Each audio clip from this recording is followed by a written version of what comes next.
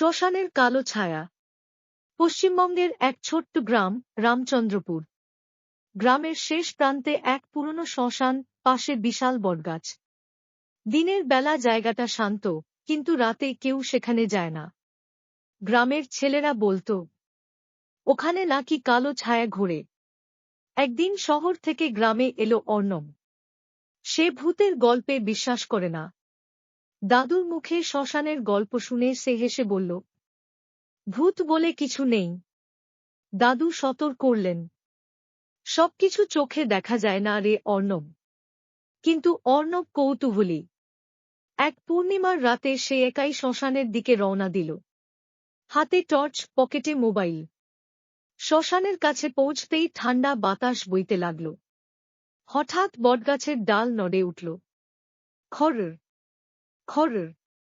অর্ণব বলল, হাওয়ার শব্দ ছাড়া কিছু না। ঠিক তখনই টর্চের আলো নিভে গেল। মোবাইলও কাজ করছে না।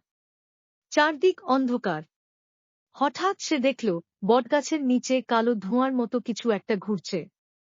ধীরে ধীরে সেটা মানুষের মতো আকার নিল। একটা ফিসফিসে গলা ভেসে এলো, কেন এসেছে এখানে? অর্ণব গলা শুকিয়ে গেলেও বলল, আমি আমি কিছু দেখতে এসেছি। ছায়াটা বলল, যারা ভয়কে অস্বীকার করে, তাদের ভয়ই শিক্ষা দেয়। হঠাৎ চারপাশে পূর্ণ কান্নার আওয়াজ, যেন অনেক মানুষ একসাথে কাঁদছে। অর্ণব দৌড়াতে গেল, কিন্তু পা নড়ছে না। মনে হলো কেউ পায়ের কাছে ঠান্ডা হাত রেখেছে। সে চোখ বন্ধ করে দাদুর কথা মনে করল। ফিসফিস করে বলল, আমি ভুল করেছি, আর আসব না। মুহূর্তেই সব শান্ত। বাতাস থেমে গেল। ছায়াটা মিলিয়ে গেল কুয়াশার মধ্যে।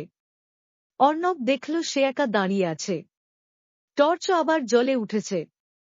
সে দৌড়ে বাড়ি ফিরে এলো। দাদুকে জড়িয়ে ধরে বলল, দাদু, আমি আর কখনো অজানা জিনিসকে অবহেলা করব না।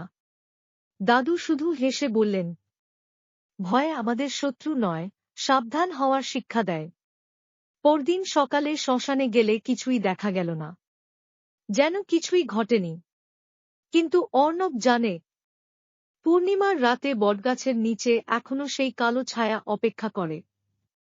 আর দূরে কোথাও বাতাসে ভেসে আসে সেই ফিসফিসে গলা। সবকিছু চোখে দেখা যায় না।